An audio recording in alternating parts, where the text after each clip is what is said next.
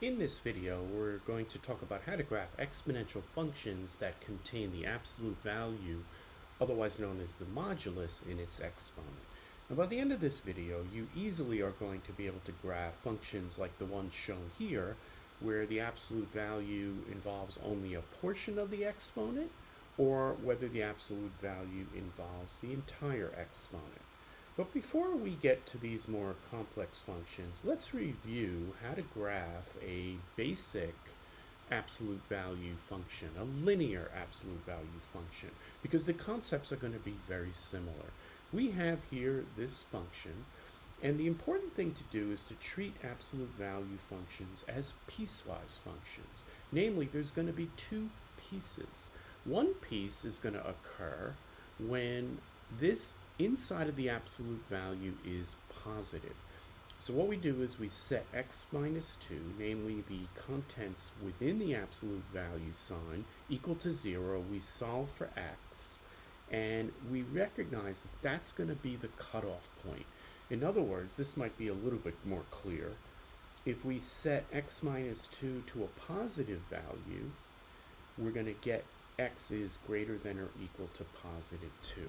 Now, when the contents of the absolute value are positive, you are allowed to just remove the absolute value signs. So you're going to get the function exactly as you see it.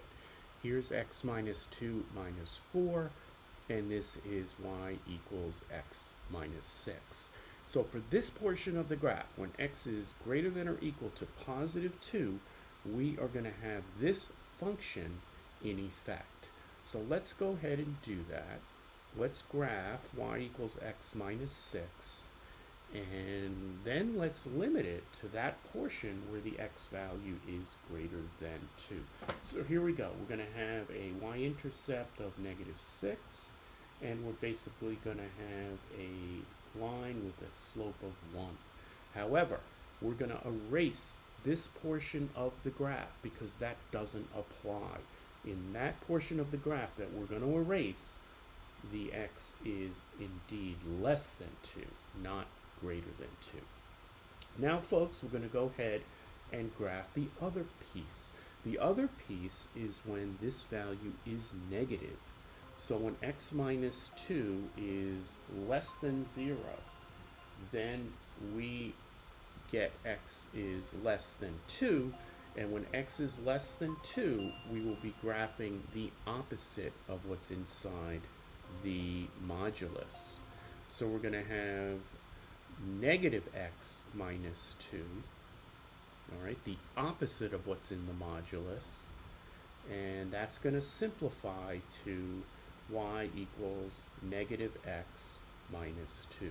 So we're going to graph this piece of the absolute value function when x is less than 2. So we're going to have this graph coming through a y-intercept of negative 2 and having a slope of negative 1. Now this would be the normal graph, the entire graph of this, but again, we're going to come along and we're going to erase that portion of the graph that does not apply. So folks, this would be our final absolute value graph of this function. Now, there's another way to do this. The other way to do this is as follows. You graph the initial portion where the contents of the modulus are positive. I'm trying to erase the entire second line. Okay. You graph this portion where the modulus is positive. That's where x is greater than or equal to 2. Then you create a line. I call it the flip line at x equals 2. That's the line, that's the x value where the contents flip from positive to negative. You erase that portion of the line that doesn't apply, you keep this portion, and then you merely reflect over that flip line, like so. So you don't even go through the process of making the contents negative, solving for x, etc. You just graph this portion, you find the vertical flip line, and then you do a reflection over that flip line. And we're going to use that ladder technique to graph these exponential functions. Let's now graph this exponential function that contains the absolute value sign in the exponent. So first I'm going to graph this using piecewise function technique. That means we're going to be graphing two different functions. First, we're going to consider the modulus content being positive. Namely, we're going to set x minus 2 greater than or equal to 0. X is greater than or equal to 2. So for this portion of our graph, for this domain, we're going to be graphing this function, y equals 2 to the x minus 2.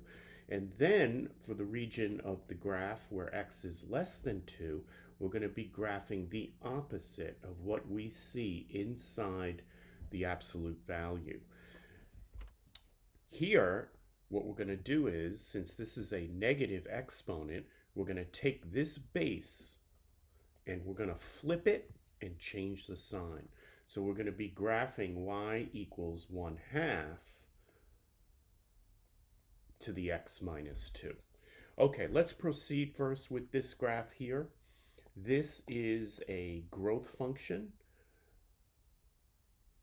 Because the base is greater than 1, growth functions move away from the horizontal asymptote. The horizontal asymptote in this particular case is going to be 0.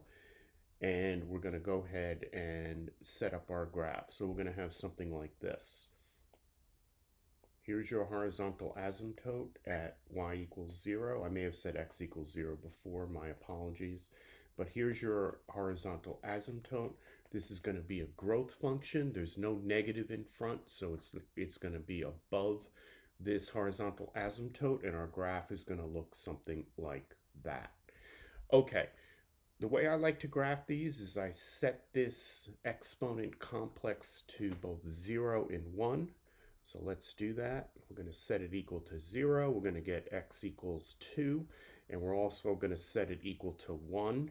And we're going to get x equals 3. Then we're going to build a table using those 2 points.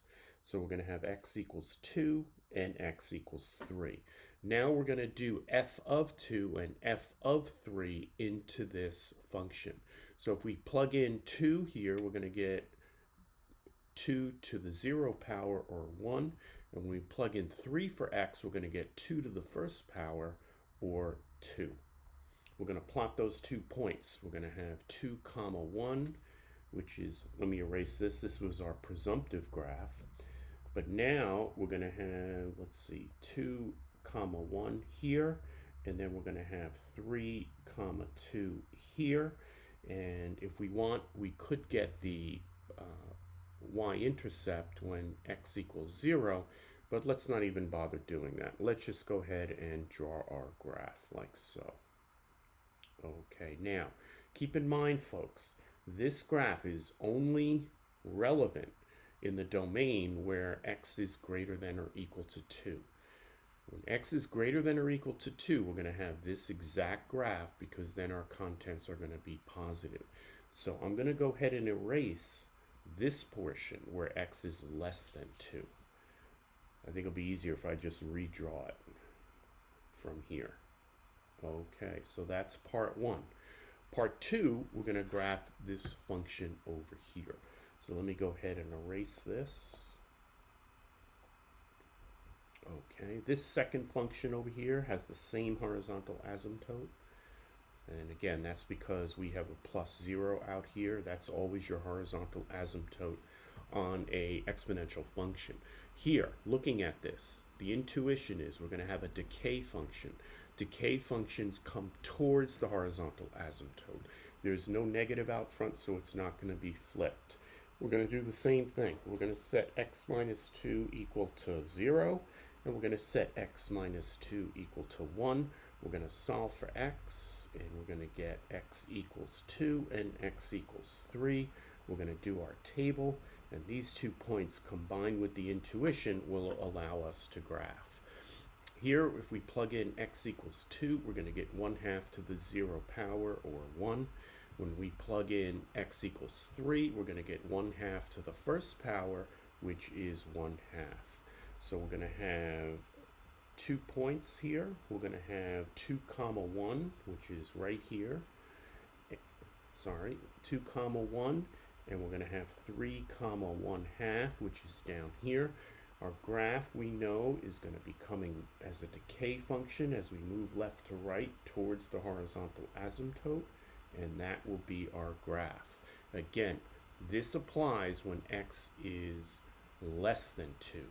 When x is less than 2, this becomes negative, and we use the opposite, which led to flipping that base. I'm going to go ahead and erase the entire graph and redraw it because it's just easier for me. And folks, this is your combined graph, like so, right there. Of note, that is a sharp point right there. Okay, another way to do this, rather than go through this step 2, what we could have done was taken the original graph and reflected it over the dividing line. What's the dividing line? It is the x value that makes that 0. So if we set x minus 2 equal to 0, we get x equals 2. That's our vertical reflecting line right at x equals 2. And all we had to do was just reflect it right over that line. That is a more expeditious way to do it versus doing it in piecewise manner. Now, one thing I want to point out before we move to our next example. When you pick your dividing line, your reflecting line, it's whatever is inside the absolute value that we set equal to 0. So for example, if we had this 2 to the absolute value of x plus 2, our reflecting line would be x equals 0. It's just what's inside the modulus. It has nothing to do with what's outside the modulus in terms of determining your reflecting line. You set whatever is inside the modulus equal to 0, and you solve for x. Here's the Desmos version of the function we just graphed on our own. We could see that we have a sharp point right at x equals 2. And if we go ahead and enter x equals 2, the dividing line, you could see that this original portion of the graph, where x minus 2 inside the modulus is positive, can just be reflected right over that reflecting line. Next, we will endeavor to graph this function as shown. We're going to do this in pieces. We're going to take 2 scenarios. First, the scenario where the contents of the absolute value are positive, so we're going to set that to greater than or equal to 0, meaning x is greater than or equal to -2. In that scenario, we're going to have the function simply as is, meaning we're just going to remove the absolute value signs. Our second function is going to be when x plus 2 is less than 0, x is less than -2, and here we're going to be graphing the function as follows. The contents of the absolute value being negative means we're going to be utilizing the opposite. Here we have the first piece of the graph where the x plus 2 would be positive. We're going to use the function exactly as it appeared. And I want to be clear that there's a -1 in front here. And the base of this exponential function is 3. Not -3, 3. So if we have a base greater than 1, we're going to have a growth function. And the horizontal asymptote will be at +3. Let's go ahead and place that. This is y equals 3. And because it's a growth function, it will move away from the horizontal asymptote as we move left to right. But that -1 is going to flip it below the horizontal asymptote. So we're going to have something that looks like that. That's the intuition of the graph. Let's go ahead and build our table. To do that, we're going to set the exponent complex to 1, and we're going to set it to 0. We're going to solve for x. Here we get x equals, that's x equals -1, and here we get x equals -2. We're going to build our table and plug both x equals -1 and x equals -2. Plugging in x equals -1, we're going to get that initial -1 times 3 to the first power plus 3. PEMDAS mandates that we do 3 to the first power first. That's 3 times the -1 is -3 plus 3 will give us 0. Here, when we plug in -2, we're going to get -1 times 3 to the 0 power plus 3. Again, PEMDAS mandates we do 3 to the 0 power first, which is 1. Anything to the 0 power is 1. Times -1 is -1 plus 3, we're going to get +2. So our 2 points here are going to be at -1, 0, and -2, 2 up here, just below the horizontal asymptote. I'm sorry, this should be an equal sign here. Okay, now that we have our 2 points combined with our intuition, we can confidently go ahead and sketch the graph like so. Recall, this is the point -2, 2. Now, because this only applies when x is greater than or equal to 2, we're going to erase this part of the graph, and this part of the graph survives. It's easier for me just to erase the whole thing and just redraw it from this point x equals -2, like that. Okay, next we're going to approach the graph from where the contents are negative. Next, we're going to graph this function here, where the contents of the absolute value would be negative, set less than 0, we get x is less than -2. So let's go ahead and graph this function. I'm going to rewrite it with the hidden -1 out front. And we're going to get this function here. We're not going to forget the +3, that's our horizontal asymptote. This yellow graph is the remains from the previous slide, where we graph the positive version of the modulus content. Folks, here we are allowed to take that base and flip it and change the sign on the exponent. So let's do that. We're going to change that to 1/3. We're going to flip that to a positive, and we're going to have x plus 2. Now, the intuition on this graph, this is a decay function. Decay functions come towards the horizontal asymptote as you move left to right. The fact that there is a negative here means it's going to be coming from below. So our graph here in white is going to be a decay function approaching the horizontal asymptote. Okay, with that intuition, let's set the exponent complex to two things, to 0 and to 1. This makes our math much easier. Here we're going to get x equals -2. Here we're going to get x equals -1. We're going to build our table. When x equals -2, we're going to plug in -2 for x into this function, and we're going to get -1 times 1/3 to the 0 power plus 3. 1/3 to the 0 power is going to be 1. Remember, PEMDAS mandates that we do that exponent first. 1/3 to the 0 power is 1 times -1 is -1 plus 3 is going to be +2. And when we plug in a -1 in here, we're going to get -1 times 1/3 to the first power plus 3. This is going to be -1/3 plus 3, which is going to be 2 2/3. Let's call that about 2.7. Okay, with these points, we're going to go back to the graph. We're going to plug in or plot -2, 2. That's going to share the point with the other graph. And then we're going to have -1, 2.7, which is going to bring us closer to the horizontal asymptote. So again, this decay function is going to approach the horizontal asymptote like so. However, we are limited to this domain where x is less than -2. I'm going to erase that graph, and I'm going to draw it only up to the x equals -2 point, and that is our graph, keeping in mind that that is a sharp point. Now, folks, let's go to Desmos and confirm it.